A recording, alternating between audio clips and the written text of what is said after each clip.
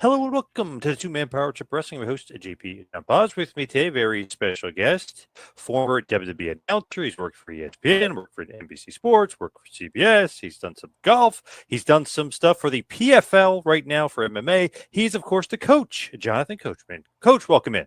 What a pleasure it is to have me on your show, I should say. So, thank you, man. Yes, This is exciting for me.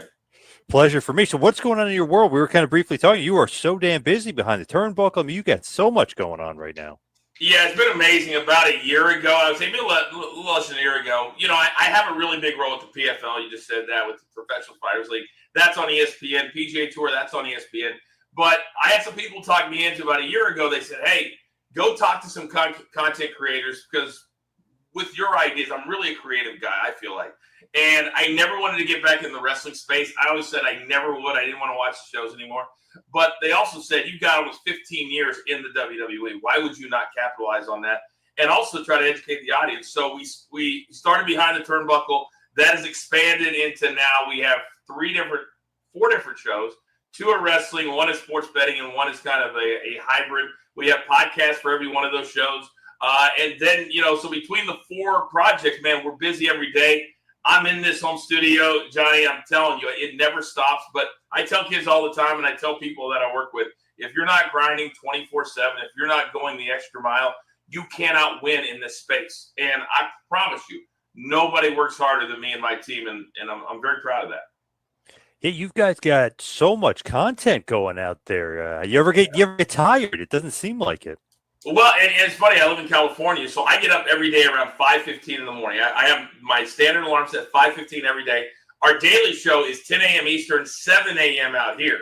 So my goal is to produce a sports center remotely. So you have limitations for that, but in order to do that, you got to think ahead. So the night before, I'm always writing, producing. I write everything for myself. I've got a producer who's amazing.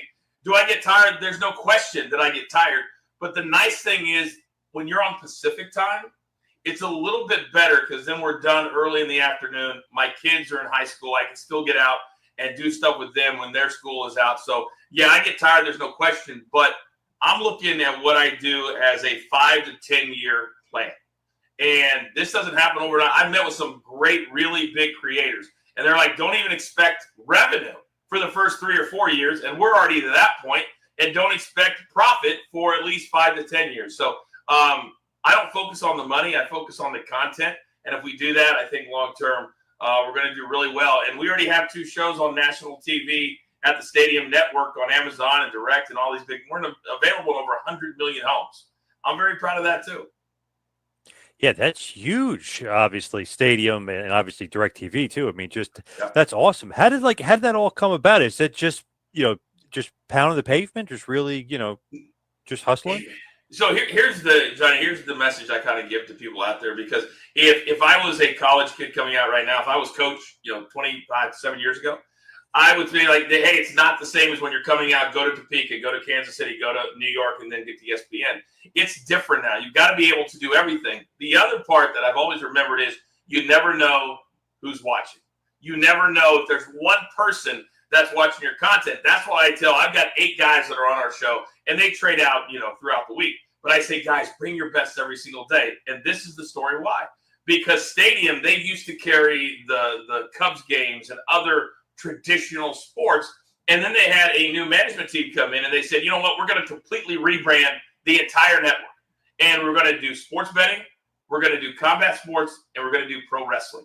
And so they knew that would take probably a year or 2 to get enough programming in-house in order to do that. So one of the executives from Stadium last fall, he stumbled on our YouTube page. And he watched it for 2 months without even sending an email. So every single day he watched for 2 months. And just to see what kind of production we had, what kind of, vibe we were. And then he emailed me, said, hey, on LinkedIn, as a matter of fact, sent me a message, said, I'd love to talk to you. Gave him a call. And he was like, listen, everything you guys are doing, and we've shortened it now. It's Behind the Turnbuckle, but we call it BTT because Behind the Turnbuckle used to be a show. Now it's our brand, and so we've shortened it to BTT. But he called and he said, listen, everything that we want to do, you guys are already doing. And so we started with a repeat at 3:00 in the afternoon of our coaching company betting show. And then 3 months later, he's like, we love what you're doing. We want to give you the live spot at 10 a.m. Eastern. And then that morphed into, let's bring on one of your wrestling shows on. So we've had the last word. We're changing next Wednesday to me and Vince Russo. The Coach and Bro show is going to be on Stadium starting a week from Wednesday. Because it's a show that's just performing a lot better than the last word is, but I'm proud of both of them. So my point of telling you that story is, whether it's your podcast, whether it's, and I hate the word podcast. And it's not because of anything other than I hate it. It's a me thing. Because to me, podcasts are show up when you want, do what you want, call in sick when you want. And when you're trying to build a fan base at a certain time every single day, 5 days a week, you got to show up and you got to bring your best. And it's got to be top shelf production. So when somebody says, hey, when's your podcast on? I said, we're not a podcast. We are a show. We are a brand. And that is what we do. And that's a me thing, because I want people to think about it as I'm watching as close to SportsCenter as I can get from a remote show. And if you want to come in and work with that, great. If you don't, I don't need you. But I want people who show up every single day and understand that this is a platform that they would never get walking in the gates of ESPN or Fox or any of the places that I've worked. I know the level it takes. And so right now we have a lot of people who want to do this, and they have an opportunity with our show.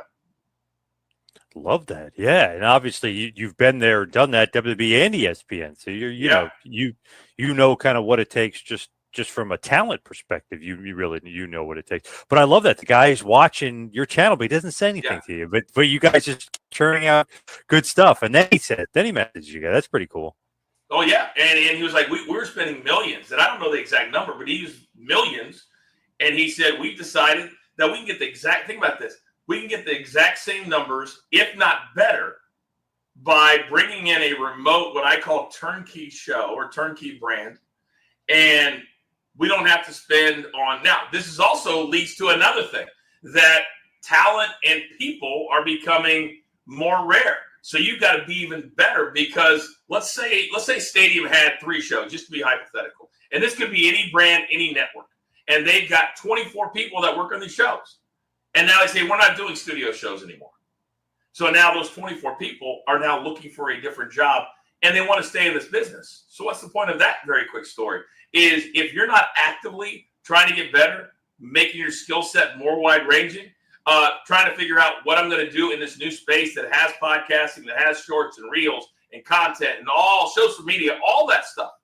If you're not doing that, when networks like Stadium or ESPN or Fox, when they decide to go this route, a lot of people are like, oh, damn, what do I do?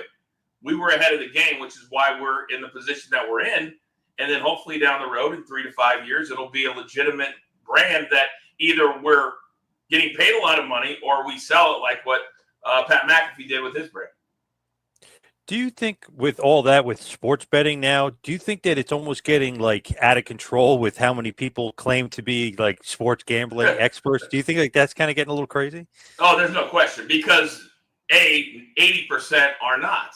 And that's why I say at the start of our show, Coaching Company, every day, we are a sports betting and sports show. We are not a sports betting show. Because if you do a 365 or even 250 days like we do it, there's going to be burnout. And there's going to be times during the year where, you know, it's only like coming up in June and July, it's basically baseball and a little bit of soccer. And if you're not entertaining, if you're not, like, we have segments, we have transitions, meaning we got a segment called One Word, Hoop It Up, Round the Rink, whatever it is. And we have transitions with music into those. Why do we do that? Well, you watch any sports betting show, most of them are 2 people talking for 2 or 3 hours. I can't watch that. I want to be entertained. Certainly in the morning, I want to be entertained. So we do focus on our picks, but that's only one segment out of a 4-segment show with commercials.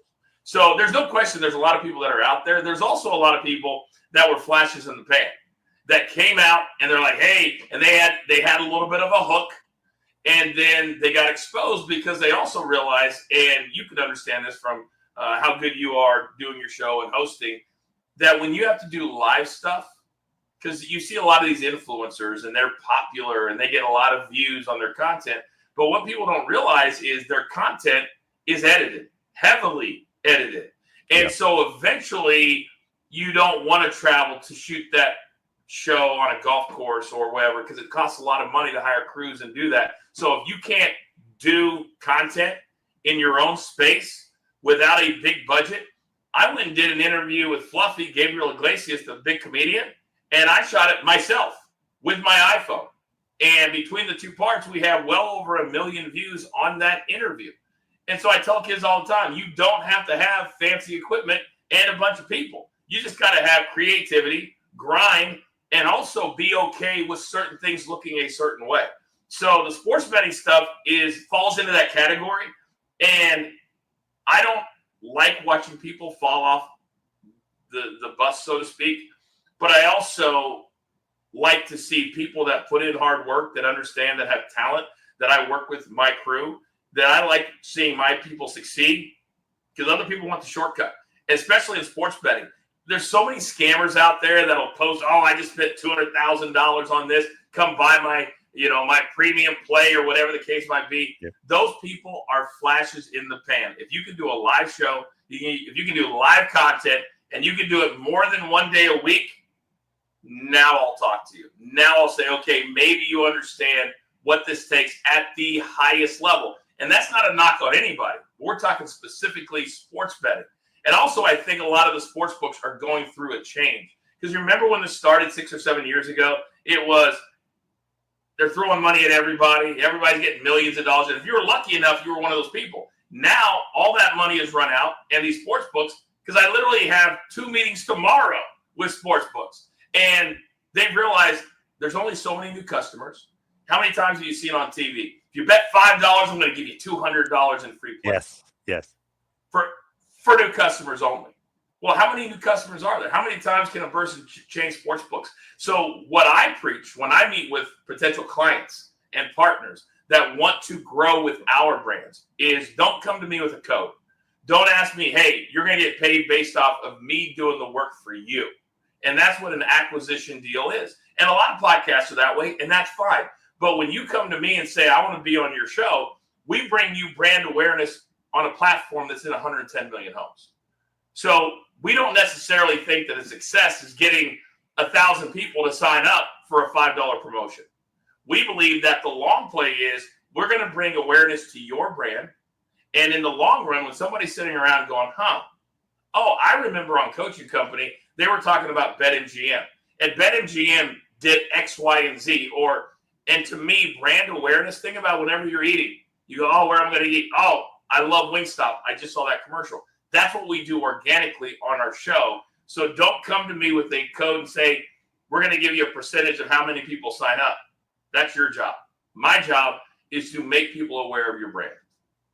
Well said. I like that. Yes. And it's so true about the sports betting stuff, because you see these guys that claim like they were like gurus or whatever, but they were just doing kind of like analytical stuff where anybody can kind of do that stuff. No doubt. I was checking StatCast and, the Yankees are fake. It was obvious stuff that anybody could really, if you just pay attention to analytics, that you could just figure out on their own.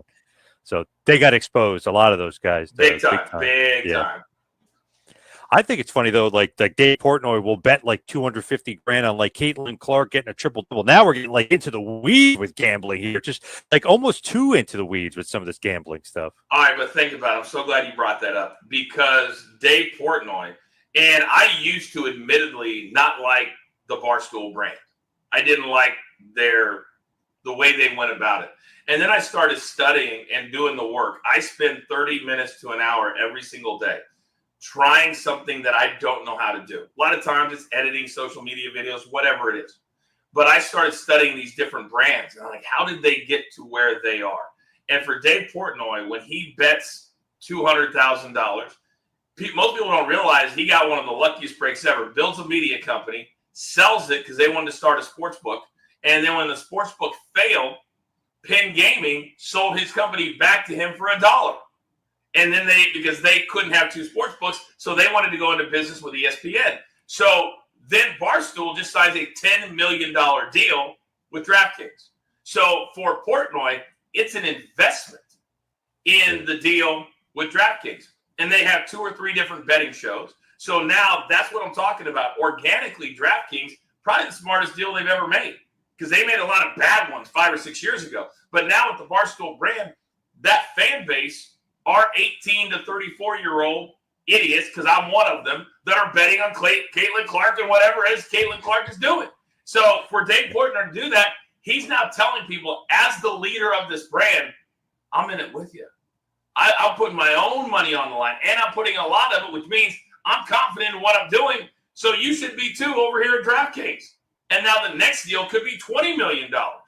It's investing in what you're doing, and he's very, very smart, whether it's the pizza delivery, whether it's DraftKings, whatever it is. I've got a lot of respect for what Dave Portnoy has done and continues to do. Plus, he seems to be a pretty nice guy behind all of it. And so that means his character development, which you and I both love as wrestling fans, Yes. He's got a great character for who he is and what he runs.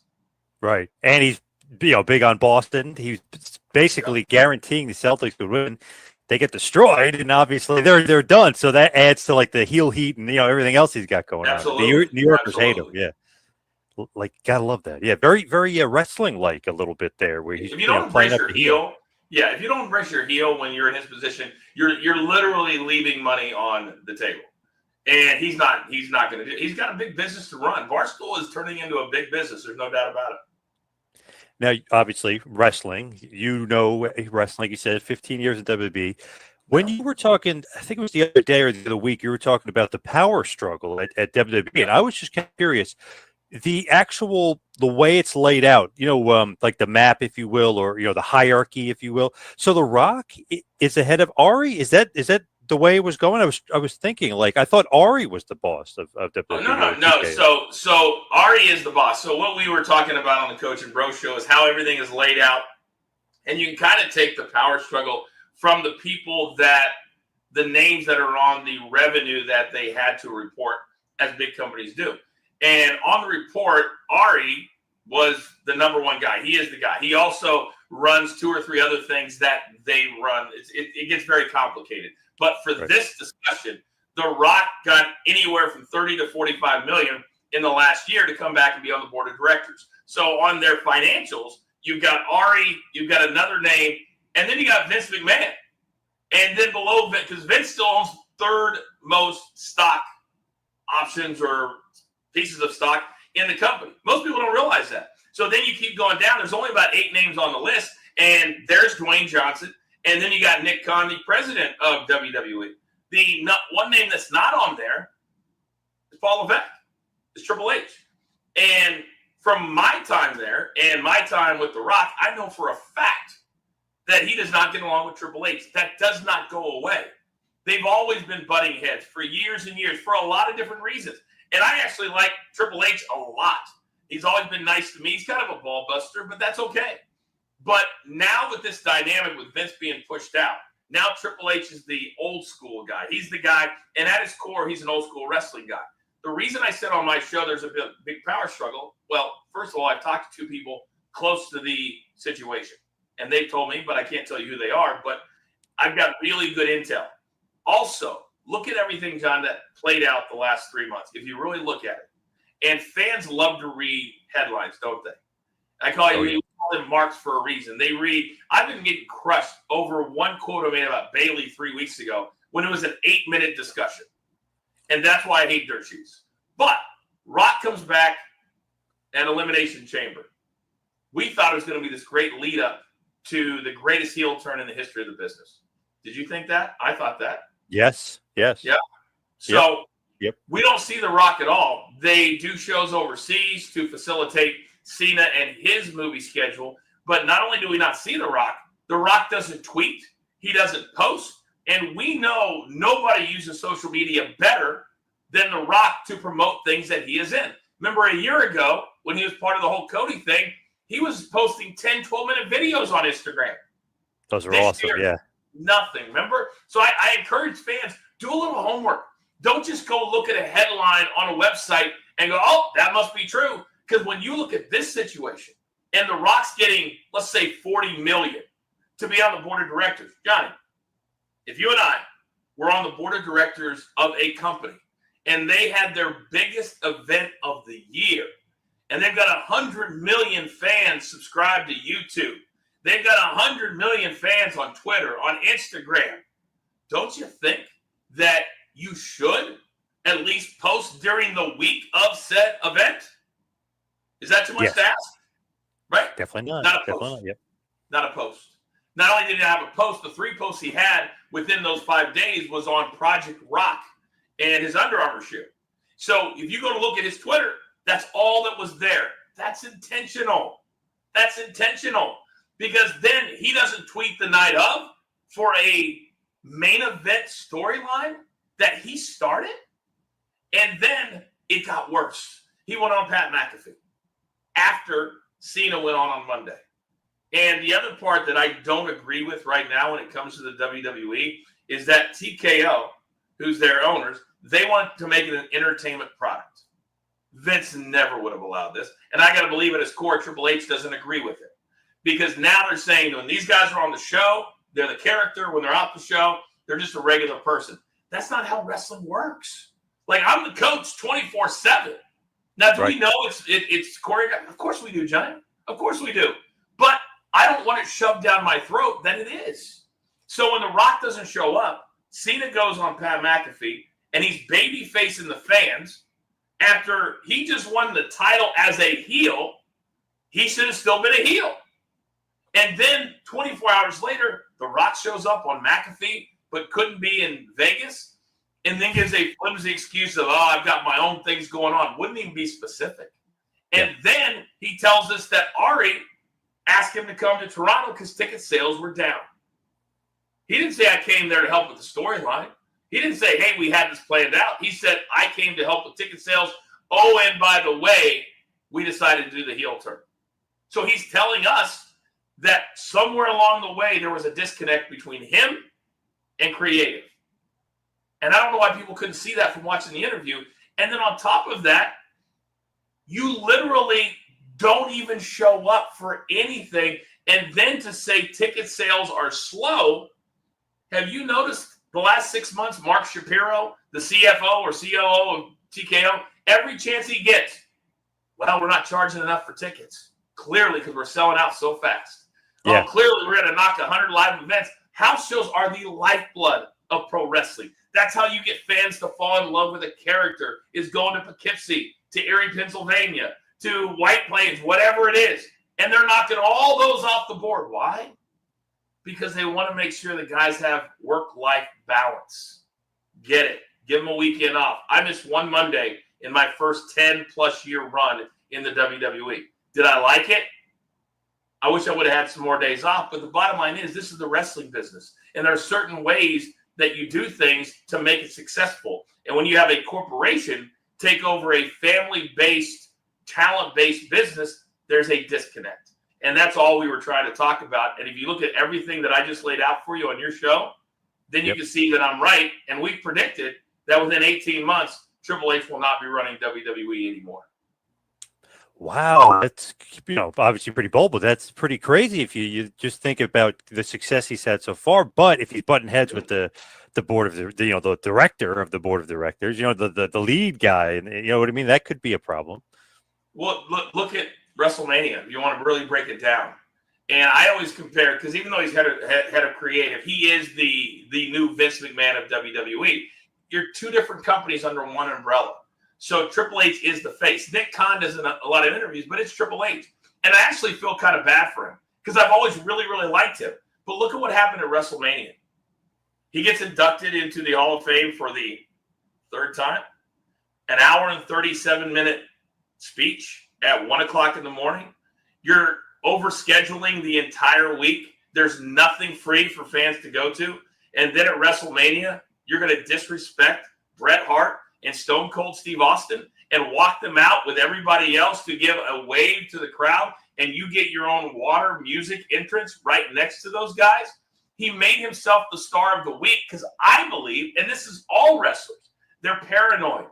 Our egos, including mine, get bruised. We're like, oh, where's the next one to go? For him, it's not a money issue. For him, it's this is my life issue. And if he goes away and he's not running the WWE anymore, where is Triple H going to go at 55 years of age? He still has 20, 30 years left. There's only two big companies that are on that level, and AEW is not even on that level.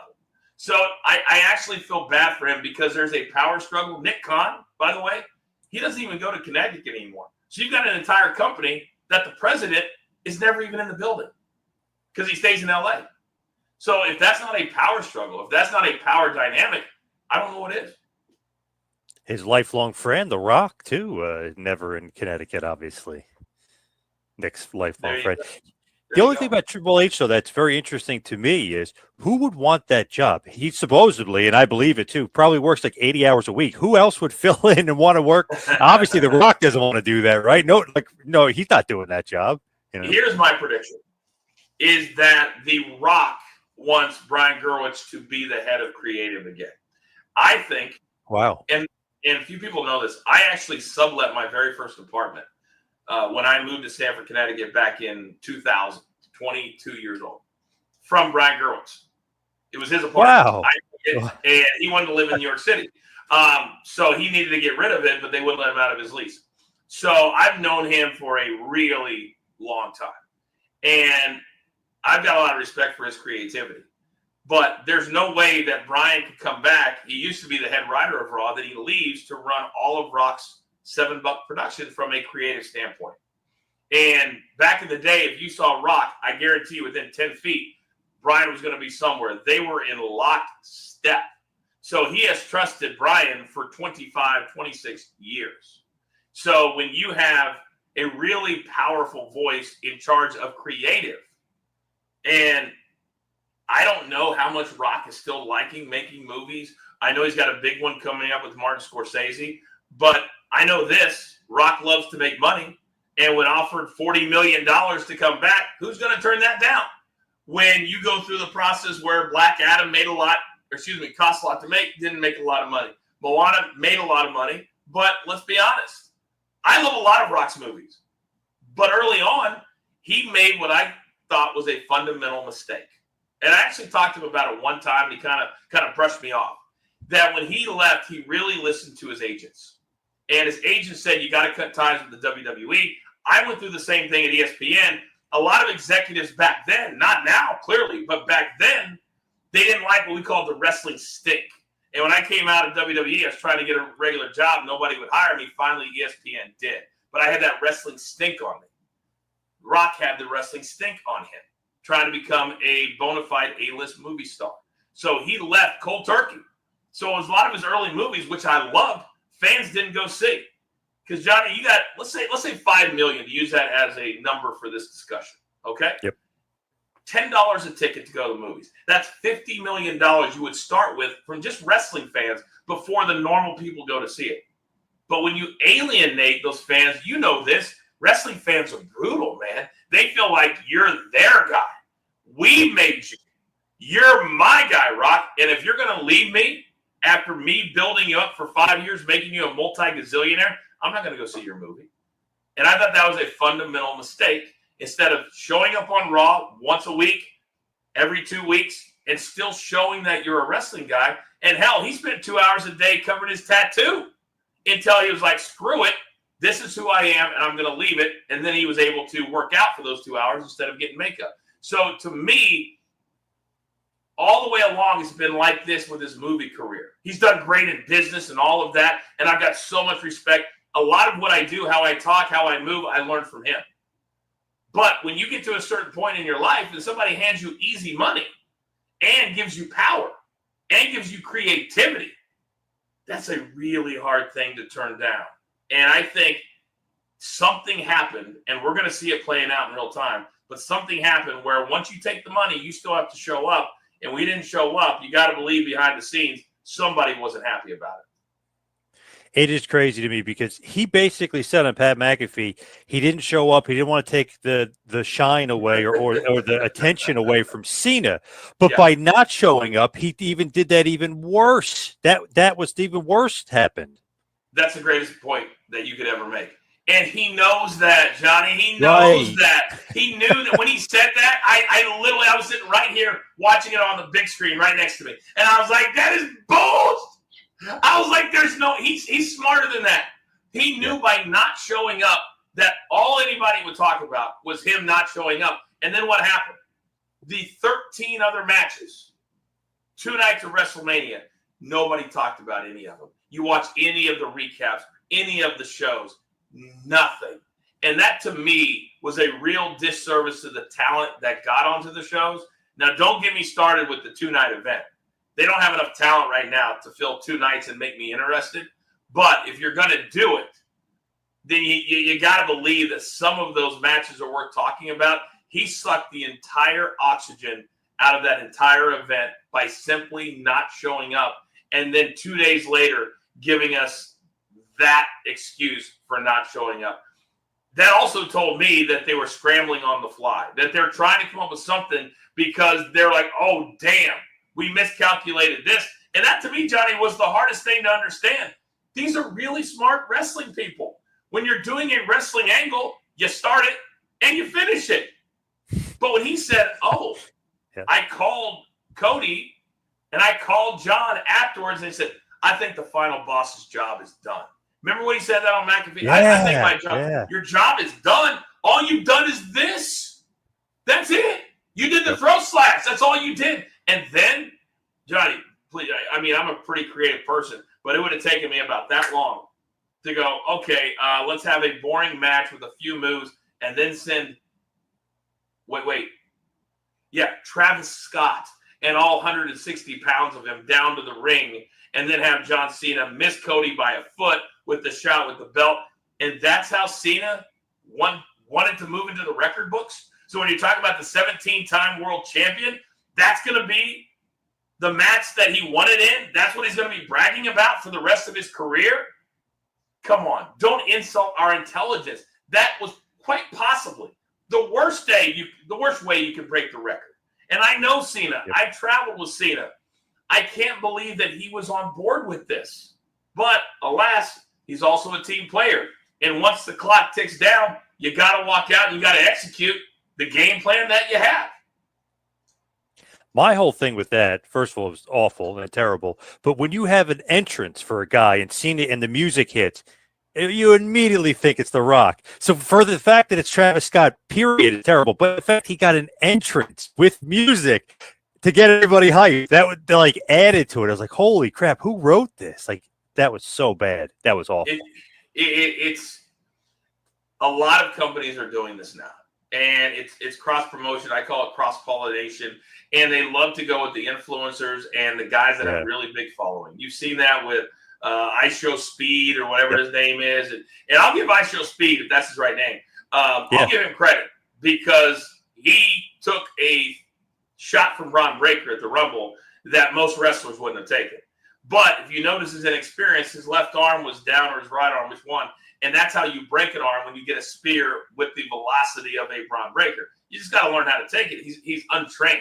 Travis Scott is untrained, and now the big storyline is he's working with Booker T, and he's at Booker T school. Booker's a very good trainer, but Travis Scott's 160 pounds, and he's got millions and millions of followers. So what do they do, Johnny? They're like, well, if we can get his entire fan base to watch WrestleMania and buy in, maybe we can get new people to come over and spend money. That's why you do it.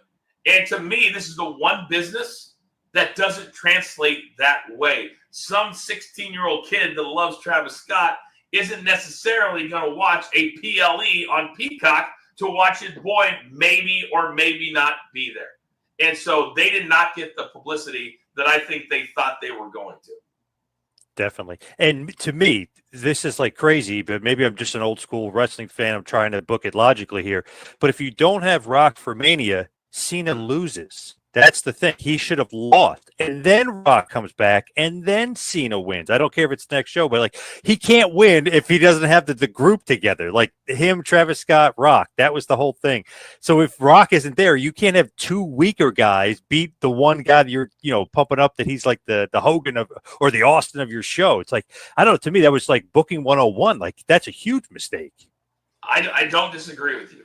What I would say is, if you knew Rock was only in town to sell tickets, and I actually called somebody in Canada that is close to this situation because I wanted to make sure that if I'm going to talk on my show about these things, that I at least have some semblance of an answer of the facts.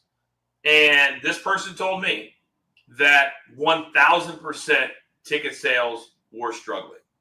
And that wasn't something that TKO wanted to make public because they have one of their head executives every chance he gets to say, hey, we're so red hot, we got to charge more and more and more and more. And at that point, tickets were already on sale for WrestleMania at a ridiculous price. So to bring The Rock in, what would they have done? Did they not know when Cena lost the Royal Rumble that they were going to do this at Elimination Chamber? By Rock's own mouth, the answer is no.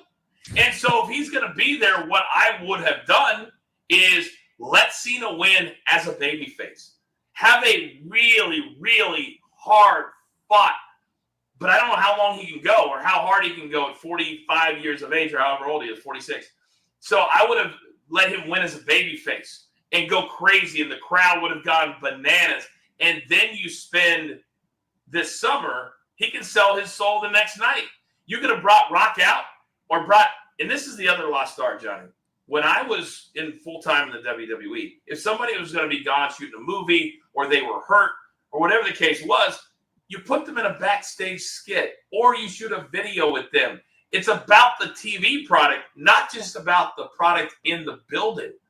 But nowadays, if they give somebody time off, they're off. They're gone. We don't see Roman for 3 months.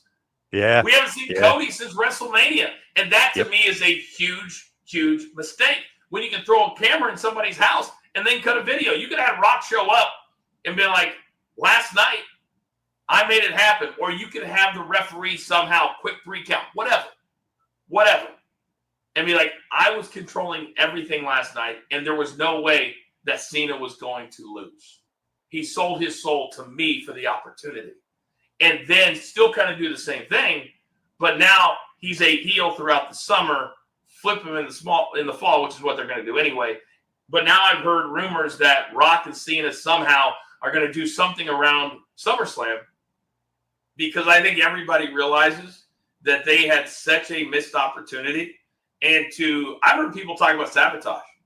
I've heard some people who I respect a lot say Rock was, and I find it so hard to believe that they would use the biggest night of the year to make a point. I have a hard time believing that. But if that's the truth, wow, how serious has it become backstage if that is truly what's going on? And so there's such a negative, and I feel like on my show sometimes, I don't know how you are, but I feel like I'm apologizing for being negative because there's been so many mistakes made, and I don't like to do that. We like to be honest and even and praise what's good and criticize what isn't good. But I had nothing good to say about WrestleMania. And my friends who were there were like, what a nightmare. Just getting across town was, it would take 3 hours. And if you were trying to buy tickets to multiple events, and then you got the roast, which was also embarrassing, and when audio and video came out about that, it's just right now I feel like there's so many cooks in the kitchen that they're throwing stuff against the wall, but none of it's sticking. And I hate that because I love this business. And obviously, I love the WWE. I'm an OG from there. But I don't like seeing really smart people trying to write. We figured it up, 400 hours of television a year, and that's without NXT. So right now, how do you stay ahead of it when you've got to write that many hours of TV every single year? It's almost impossible. Yeah, it is crazy. And it's funny, I think like they were doing good up until Mania, and I feel like the lead up to Mania, they kind of like were losing steam, but I felt like they were doing okay. But Elimination Chamber, another weird thing, like why is that in a stadium? You know what I mean? It's Elimination Chamber. That's not really like stadium worthy. And I don't think the fans thought that was a stadium worthy show. You know what I mean? Like I just feel like that was odd. Like they almost like overshot it. Like then The Rock has to come back and be like, well, I need to sell tickets for this damn stadium. Why even have it at a stadium to begin with? Bro, it's a great question by you. And that goes back to everything I've been saying. It's what, to be honest with you, and this sounds arrogant, it's why my shows are growing so fast, is that people realize that they come and watch our content. They've got 2 guys with me and Vince Russo that have been there for many, many, many years and have the answers to these exact questions. And the bottom line is the answer to 9 out of 10 questions when it comes to TKO: money. Agreed. Yeah. Money, money, money. Why are we having a 2-night SummerSlam? Money, double the gate. What did Michael Cole say at the start of wrestling? It's our highest grossing event ever. They don't use the highest attended event ever anymore. They use grossing event. What's the difference, your fans will say? The difference is you can sell 15,000 tickets for more than 17,000 tickets by pricing them higher. So if you have 2,000 empty seats, the day before WrestleMania, tickets went from in nosebleeds $1,000 down to $150 the day before. And if that doesn't scream to you, we've mispriced all of our tickets. And also looking at the long term, if you're going to go stadium for every one of your big events, and Johnny, to your point, Elimination Chamber is not a big event. You've got 4. Everybody knows that. You got Rumble, you got Mania, you got SummerSlam and Survivor Series. Yeah. So you got 4. Those are the 4 big ones. It's always been that way. The other ones fill in the blanks. And to me, though, you've got these executives that never I would almost bet that 80% of the executives for TKO before they bought the WWE never were at a show. Never understood that the business is built on families, on taking little Johnny, little Susie, and little Johnny and little Susie growing up, taking their kids, and it just repeating over and over and over and over again. And if dad and mom can't spend $60,000 on front row tickets at WrestleMania and can't take their family, it's not going to happen today. They just got $5 billion from Netflix. But in 5 years, 6 years, hell, it's already happening. And all of a sudden, you're only selling half the tickets for your event. Well, now you're going back the other way. And I fear that that's what is going to happen because we're already seeing it decline the other way. I just took little Johnny, my son. I took him to Raw at MSG. It was the most I've ever spent for MSG. I've been really close. So we were in the 200s, 220 section. It was $175 each.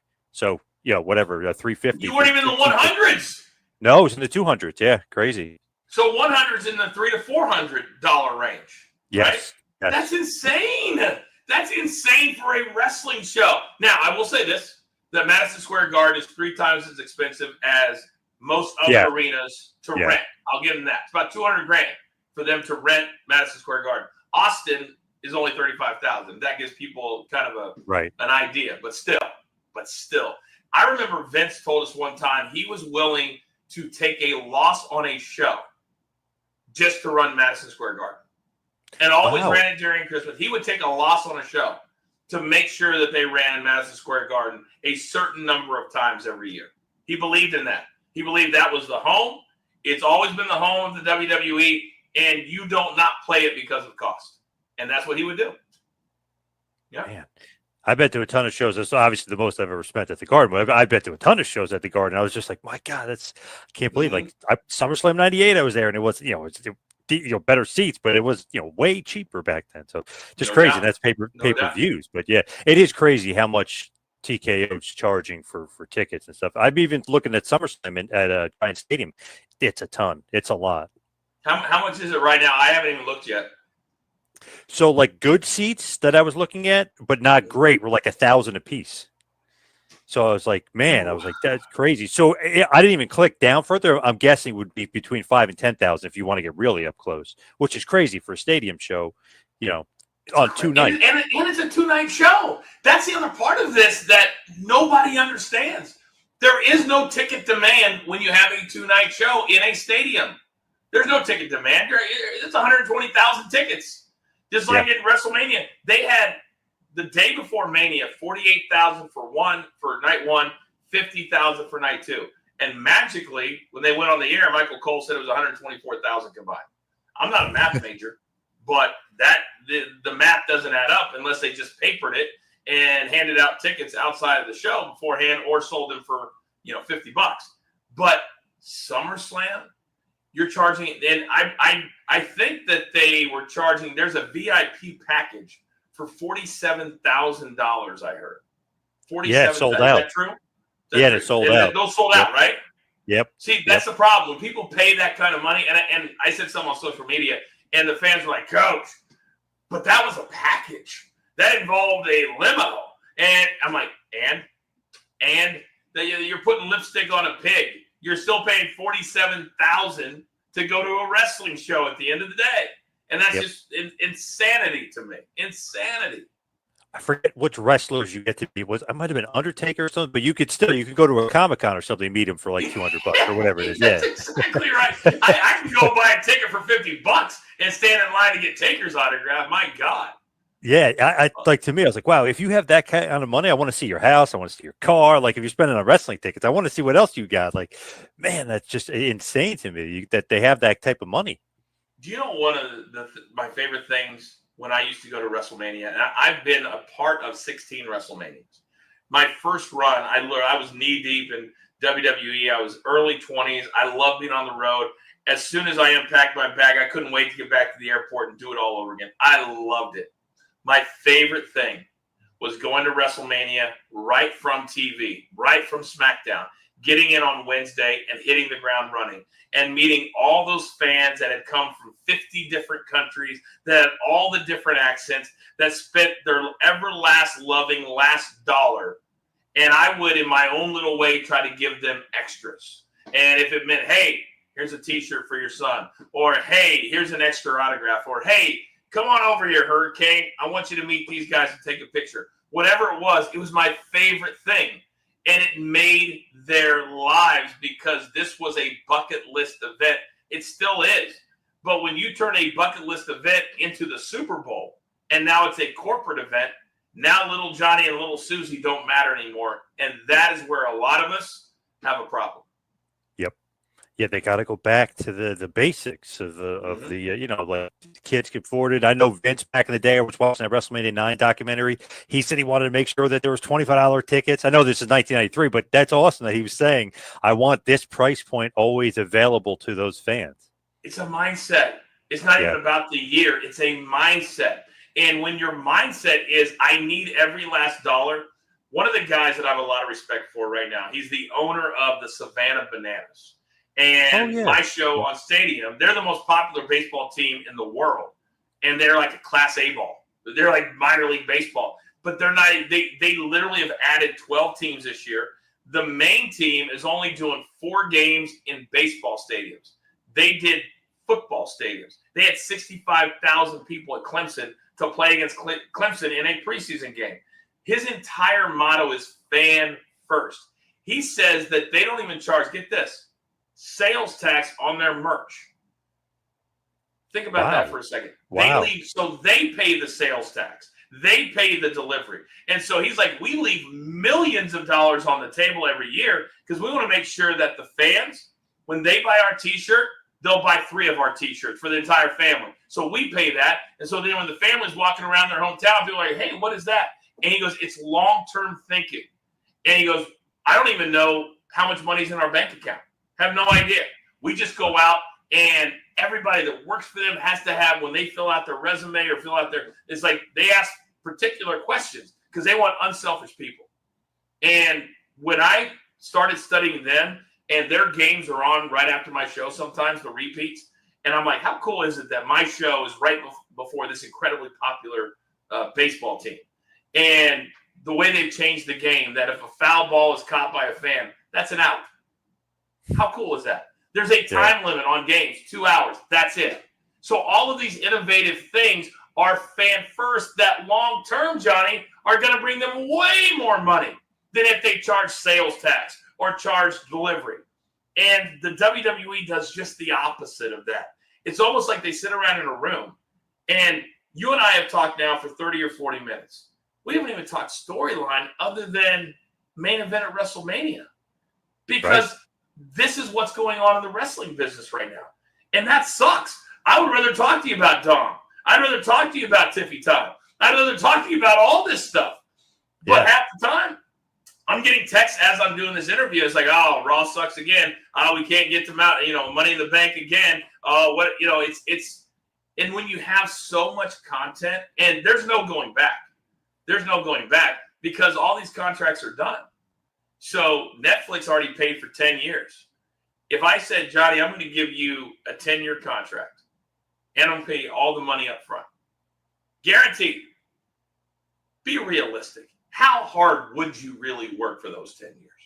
you could slow play it for sure. Like you don't have to give the balls to the wall.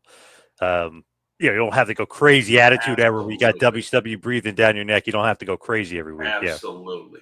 Dead on. Dead on. And that's what they're working with right now. But there are little cracks that fans should look at. Like when SmackDown went to USA. USA was so desperate to stay in the game that they took the Friday night show. The same show that when Fox, by the way, I was partly responsible for that $1 billion deal because Vince and Kevin Dunn called me middle of the night 2014 and begged me to get WWE content on SportsCenter. Our contracts are coming up. We need to sell to a legit network. We need to show them that our content's on. And so I went to my detriment, I might add, and I got WWE content every Tuesday. We did a segment, 5 to 10 minutes, with an interview that WWE paid for on site with me. They took that content, went to Fox, got $1 billion. And how fast did Fox try to get out of that deal? Fast. Because they quickly realized after the star-studded red carpet premiere, nobody watches TV on Friday nights.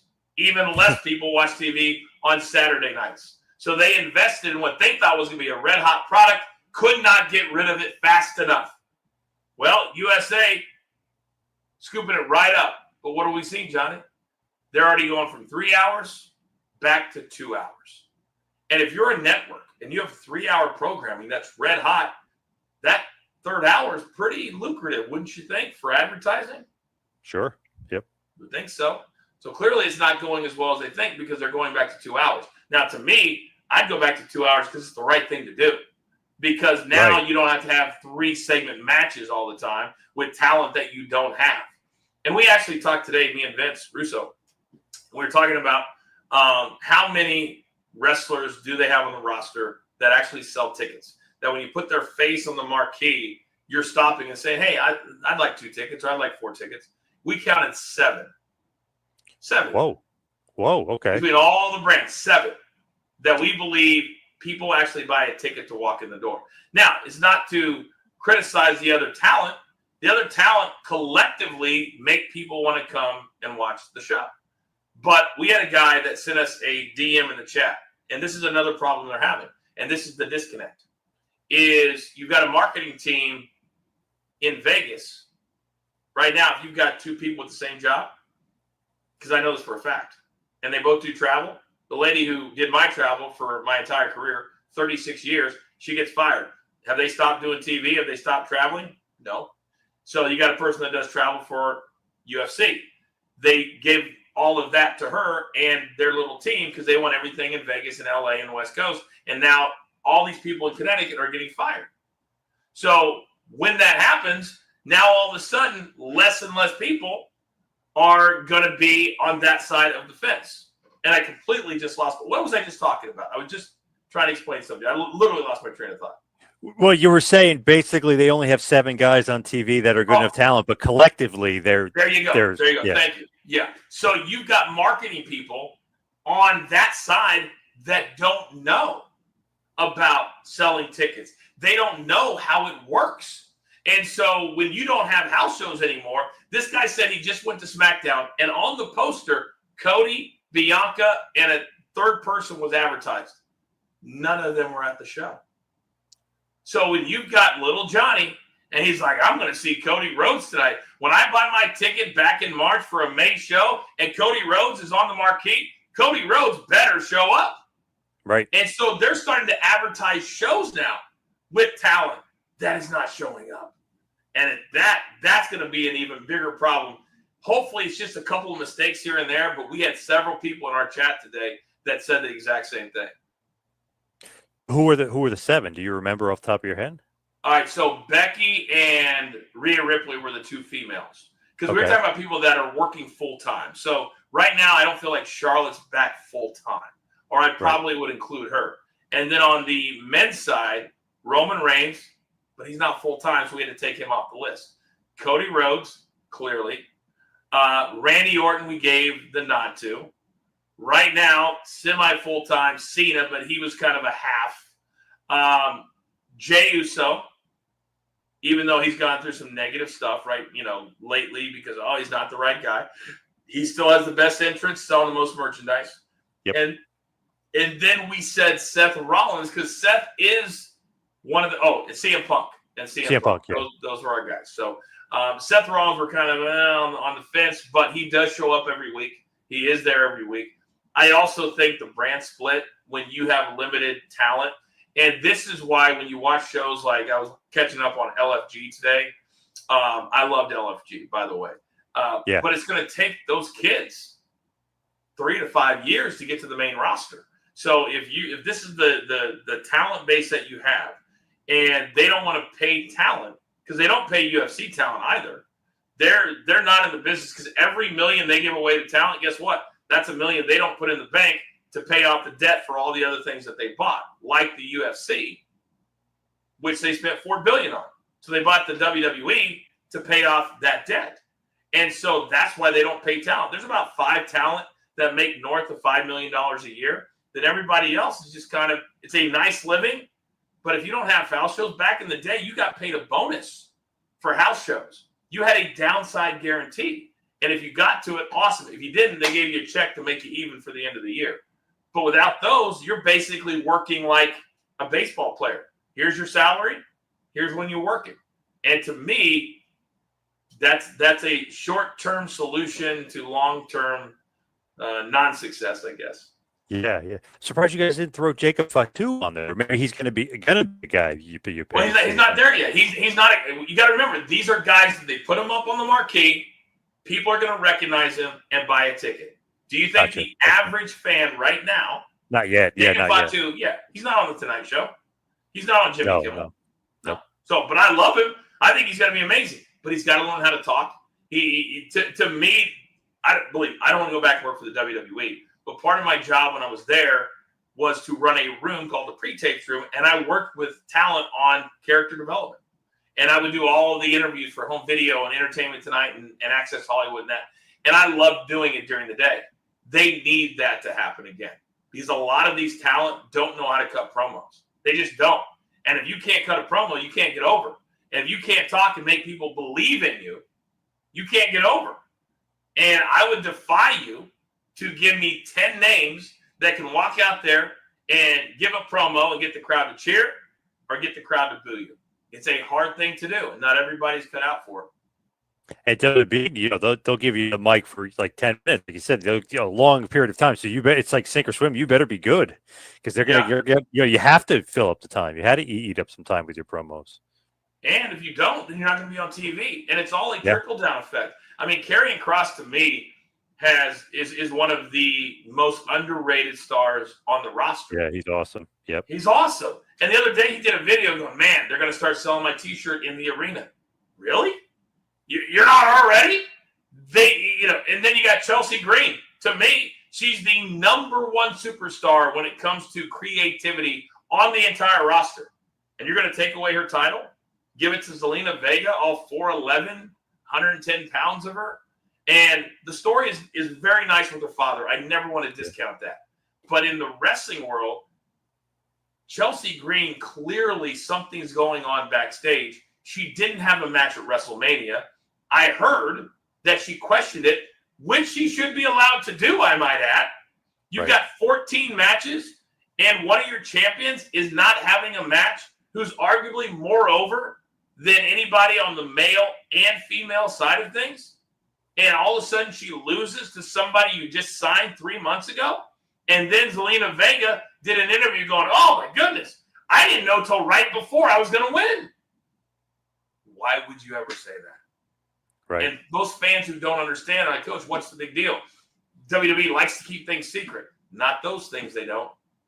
I knew what I was doing 3-4 weeks in advance, and I was a tag team champion once. Yeah. But Yeah. If you're a champion or you're on that level, they're talking to you weeks in advance, sometimes months in advance. Because if you do it correctly, you can still win when you lose. Meaning you can lose a title and still win.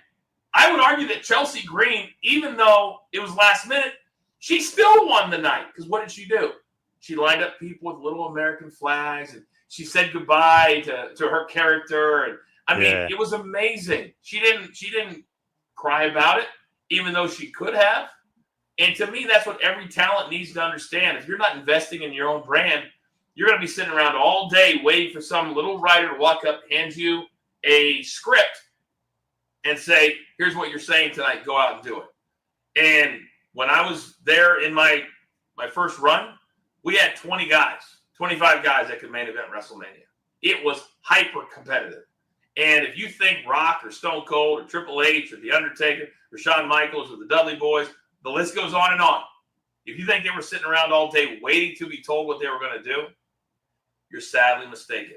You've got to be aggressive, and you have to be creative with your character as well. So did you know beforehand that Rock was going to kick you in the butt and say, you know, you got to do the Charlton and dance and stuff? Did you know that beforehand? 1,000%. Everything we ever did. And I give him all the credit in the world. The very first time I was ever on WWE television was right in the middle of the it doesn't matter time for him. And the crowd loved it. He was the only superstar that was allowed to do an interview live on SmackDown, because SmackDown was a tape show. Everybody else taped it, no question asked. Not Rock, because a lot of his were interactive. Millions and millions and millions of the Rock's fans. So I had been with the company for 4 months. I wasn't allowed to be on TV until I was done with my job in Kansas City. So I was lucky. I was able to travel every week and learn without the pressure of being on TV. So when I was finally free to be on, I walked in, what did I tell you earlier? Brian and Rock in a room by themselves. Hey, we have a different idea for you tonight. We don't want to start your character off being stupid. Because if you're coming in, you clearly would have watched the show, so why would you feed into our stuff? So we reversed it, and it worked brilliantly. And all we did was, hey, Rock, who the hell are you? I've never seen you before, basically. And I'm very hesitant. And he's like, it's all right. You can tell the Rock. I'm like, well, you know, my name's Jonathan Coachman, but they call me the coach. The coach of what? The coach of a little softball team? The coach of this? The coach of that? Crowd, you can hear him laughing. Oh, Rock's making fun of the coach. He said coach 7, 8, 9 times. And this is my first lesson learned about branding. And branding everything that I do is when I walked out, he gets done with his promo on the Big Show, whoever, and then he comes back to me and he goes, so why do they call you the coach? Well, now I'm comfortable. I'm like, well, it's a funny, it doesn't matter why they coach. And so we put it on the end instead of the beginning. And so I walked out of the arena. We were in Chicago, and the crowd stands back there waiting for pictures and autographs. Coach, coach, coach, coach, coach, coach, coach. And that was when I realized, man, Rock's a genius. But B, you really have to think about everything that you do, because you're manipulating the fan base and you're putting them right here.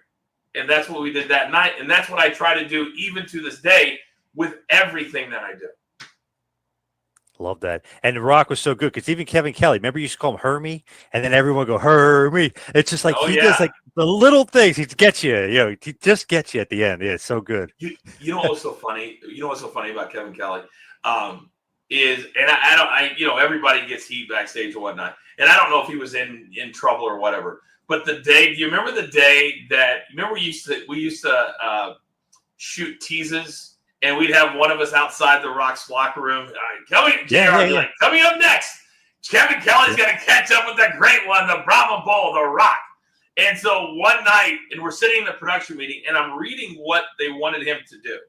And I was like, I've never said no, but I might have to draw the line at this one. But he wasn't really in a position at the time, from what I remember, to say no, if you know what I mean. Yes. And they're like, all right, if you don't want to do it, I'm sure we got 3 other guys that'll do it. And that was the night that we shoot it. We're shooting him next to JR saying it. And all of a sudden he looks around and he sticks his finger up his nose. And he's got his finger up his nose like this, like he's picking his nose. And so we go to commercial break and come back. Rock comes out of his locker room and Kevin Kelly's like, hey, Rock. He goes, whoa, wait a second. Did the Rock just see you picking his nose? He's like, no, Rock, no, the Rock saw you. So I want you. And so basically made him do it for the whole, I'd have to go back and watch the whole thing. But I think he made him do the whole interview with his finger up. Yeah. Yep. Right? And I was like, there's no way in hell I would do that. But then you fast forward to one of my last appearances, and I let them pull my pants down and spray paint my ass with DX on it. So what's more embarrassing? I don't know. Right. Yeah, true. But, true. I would do the fun stuff. I would never I would never pick my nose on camera. I just wouldn't do it. Hey, sometimes you got to do, you got to do You got it. to do what you got to do. Yeah. I love it. Well, Coach, let's wind it down, head towards finish, because I could keep you on here forever. I don't want to monopolize your time. I mean, geez, I could talk to you about wrestling and sports and gambling and all this stuff forever. So just give us a peek of what's to come for, BTT and everything else you got going on. Yeah, well, thank you, Johnny. Yeah, we've got a really, really busy schedule. The easiest thing to do, we have 2 different YouTube pages. Just go and subscribe. One's our Behind the Turnbuckle. The other one is Coaching Company. And we have a daily show Monday through Friday on the Stadium Network. You can watch us on TV, social media, YouTube, whatever. And then we have 2 wrestling shows. We're taping this on a Monday. I've got a show later tonight, right after Monday Night Raw. But we're growing. And people can see me on the PGA Tour as well. But it's really about the PFL. My role there, I kind of call myself trying to morph into the Dana White of the PFL. But we're having a blast. I love MMA. So between all of that and what we're doing right here with the team that I have, easiest thing to do is just subscribe to our YouTube pages. Turn on the notifications, and there's a little ding every time we start a new show. We have so much content, Johnny. I'm having a blast. But at our core, we're trying to help as many people as we can, have great days, have fun, learn a little bit. I say educate and entertain is our core values. And once I changed how I approached everything kind of changed for me as well. So I plan on living the rest of my career and the rest of my life in this space. And hopefully we can go to the moon with our brands. But a lot of people out there have found us, and we're very, very thankful for that.